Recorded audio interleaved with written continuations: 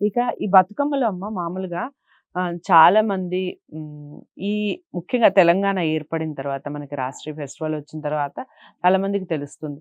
అయితే బతుకమ్మ ఓన్లీ తెలంగాణకి సంబంధించిన పండుగేనా? లేదా దేశవ్యాప్తంగా జరుపుకునే వివిధ ప్రాంతాల్లో వేరే పేర్లతో ఏమన్నా పిలుస్తూ పండుగ జరుపుకునే ఆహ్, చేసుకుంటారా? దానికి సంబంధించి? ఏంటంటే ఇదేమో శారీరకంగా ఆడపిల్లలకు నడుములో బలం ఉండాలి. ముందు హ్మ్. ముందు వాళ్ళు సంతానాన్ని కనేటువంటి వాళ్ళు కాబట్టి హ్మ్. మగపిల్లలంటే బయటకు వెళతారు, క్రికెట్ అవి ఇవి ఆడుకుంటారు, చేస్తారు. మరి హ్మ్. ఆడపిల్లలకు ఆటలు అనేటువంటిది చప్పట్లు కొడుతూ ఉంటే ఇక్కడ మనకు యాక్టివేషన్ ఎట్లా అవుతుంది అనేటువంటి యాక్యుపెంచర్ అని చెప్తున్నారు. ఇప్పుడు చప్పట్లు కొట్టండి అని హ్మ్. చెప్పేసి. హ్మ్. తర్వాత ఒకళ్ళ చుట్టూ ఒకళ్ళు తిరుగుతుంటారు. వంగుతూ లేస్తూ తిరుగుతుంటారు. హ్మ్. మంచి వ్యాయామం అన్నమాట అవును. హ్మ్. బతుకమ్మ వలన. తర్వాత వానకాలం పోయి మెల్లగా చలి మొదలవుతుంటది. అప్పుడే హ్మ్. మనకు శరన్నవరాత్రులు. హ్మ్. అందుకని ఆ సమయంలో గూడా మనం అట్లా చేస్తూ ఉంటే ఒంటికి లోపల వేడి పుడుతుంది. హ్మ్. శరీరంలో ఒక విధమైనటువంటి వేడి పుడుతుంది. తర్వాత ఈ సిస్టులు చేసుకోవడం గాదు. ఓనం అని జెప్పేసి మనకు కేరళలో గూడా చేసుకుంటారు. హుహు. పేర్లు వేరే. కానీ ఓకే. చేసుకుంటారు. వాళ్ళు గూడా చేసుకునేటువంటిది ఇట్లానే ఆడుతుంటారు. ఇట్లానే పండగ. హ్మ్. కానీ పేరు వేరే గావచ్చు. నైవేద్యాలు వేరే గావచ్చు. హ్మ్. ఇట్లాంటివి ఉంటుంటాయి. అయితే దేశవ్యాప్తంగా అనేటువంటిది ఇప్పుడిప్పుడు చేస్తున్నారు. కానీ తెలంగాణలో మాత్రం మొదటి నుంచి ఉన్నటువంటిది ఈ పండగ. హ్మ్. నేను ఎప్పుడు 97 నుండి బుక్సు రాసి పంచిపెట్టాను చాలా మందికి. అయ్యో! ఆడుతున్నారు కనీసం అంటే సేకరించడం.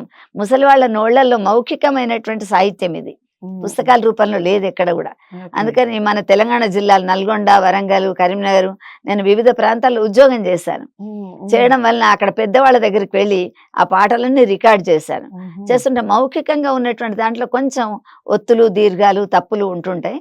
కానీ బుక్‌లో అలాంటివి వస్తే బావుండవు గదా! హ్మ్. అందుకని సవరించి వాటిని పుస్తకాల రూపంలో వేసి చాలా మందికిచ్చాను. ఎందుకంటే ఆ సాహిత్యం పోగూడదు. అవును. పోతే మళ్ళీ దొరకడం కష్టం. పెద్దవాళ్ళు అప్పటికే మా జ్ఞాపక శక్తి పోయిందమ్మా, మా గొంతు ఇలా అయినాక వచ్చావా నువ్వు, కొంచెం ముందొస్తే బావుండేది గదా! అని జెప్పేసి పాపం అనేవాళ్ళు.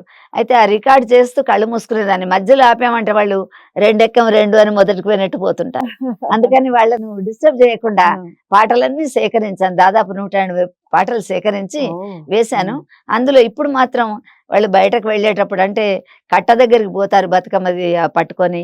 పెట్రోమాక్స్ ఉంటది. వానకాలం హ్మ్. కరెంట్ ఉండదు, చేయదు. అందుకని జెప్పేసి చిన్న పుస్తకాలు బ్యాగ్‌లో పెట్టుకోవడానికి మళ్ళీ ఒక 25 పుస్తకాలు ఇప్పుడు 'చిత్తూల బొమ్మ' ఉన్నది.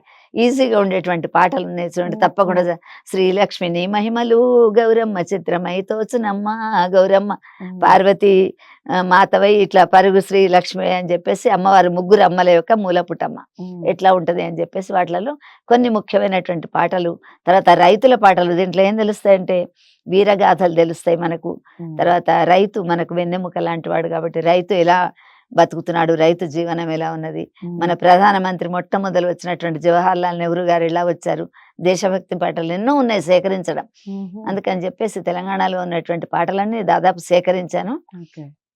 సేకరించి పుస్తకం వేశాను. ఇంకొక కొంతమంది సుజాత భాస్కర్ గారు వాళ్ళందరూ పీహెచ్‌డీ గూడా సేకరించి పీహెచ్‌డీ డిగ్రీ తీసుకున్నారు. హ్మ్. ఇప్పుడిప్పుడు. కానీ నేను వీళ్ళందరికంటే ముందే సేకరించి అయితే పెట్టాను. ఎందుకంటే ముసలి వాళ్ళు పాపం పోతే మనకు ఆ పాటలు అవును. చెప్పేవాళ్ళుండరు. హ్మ్. ఈ మౌఖిక సాహిత్యం మనకుండాలి. హ్మ్. అంటే ప్రతి దేశానికి ప్రతి చోట కొంత సాహిత్యం అని ఉంటది మన చరిత్ర. అవును. అందుకని వాటిని సేకరించి పెట్టాను గనక అవి ఇప్పటికీ దొరుకుతున్నాయి. బతుకమ్మ మీలాంటి వాళ్ళు పాటలంటే ఉండబట్టే మాలాంటి వాళ్ళకి కనీసం ఆ సంపద విలువన్నా ఉంది. తెలుస్తుంది. తెలుస్తుంది. ఆ అమృతం యొక్క ఆ ఆ! అమృతాన్ని ఆస్వాదిస్తున్నాం అని అంతే చెప్పొచ్చు. అనమాట. అయితే ఒక విషయం చెప్పండి. ఈ బతుకమ్మకి సంబంధించి అవును. నేను గతంలో బోనాలప్పుడు కూడా మిమ్మల్ని అడిగాను.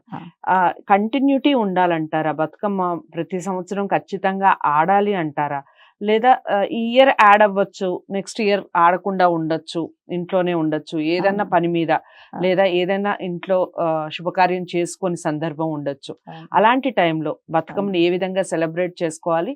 లేదా జస్ట్ చూడటానికైనా వెళ్ళొచ్చంటారా? వెళ్ళొచ్చు. తప్పకుండా ఇంతకుముందు మన తెలంగాణకే పరిమితి ఉన్నటువంటిది ఇప్పుడు దేశ విదేశాల్లో మనకంటే ఎక్కువగా నేను హ్మ్. మొన్న కాలిఫోర్నియాలో ఉన్నాను. హ్మ్. అసల పండగ చూస్తుంటే వాళ్ళకేంటంటే ఉద్యోగరీత్యా సాఫ్ట్‌వేర్ ఉద్యోగాలు. బట్టలు తోడు ఇక్కడి నుండి పట్టుకుపోతారు. వాళ్ళు షాపింగ్ చేసి చీరలు, బట్టలు, నగలన్నీ పట్టుకెళ్తారు. కానీ అవి గూడా ఒక్కోసారి బాధపడతాయి. "ఇటు తెచ్చి ఇక్కడ పెట్టింది నన్ను కట్టుకోవడం లేదని" జెప్పేసి. హ్మ్. వాళ్ళ అలంకరణ వాళ్ళది మన మన వాళ్ళంటున్నారు మనదంతా బోతున్నది. మన సంప్రదాయం బోతున్నది. మన కల్చర్ బోతున్నదని జెప్పేసి. కల్చర్ ఎప్పుడు గూడా పోదు. మనం ఊరికి వెళుతున్నప్పుడు ఎండాకాలం చెట్లు ఎండిపోయినట్టు అనిపిస్తాయి. ఒక అవును. తొలకరి జల్లు పడగానే మళ్ళీ ఆ చెట్లన్నీ కూడా విచ్చుకుంటాయి. మన ఎండాకాలం సెలవులో పోతున్న చెట్లు ఏంటి అన్నీ ఎండిపోయినాయి, ఇదంతా ఇట్లా ఎడారిలాగా అని. మళ్ళీ వస్తున్నప్పుడు చక్కగా చూస్తుంటే ఉమ్, చెట్లన్నీ అదేనట్టు మన కల్చర్ ఉంది.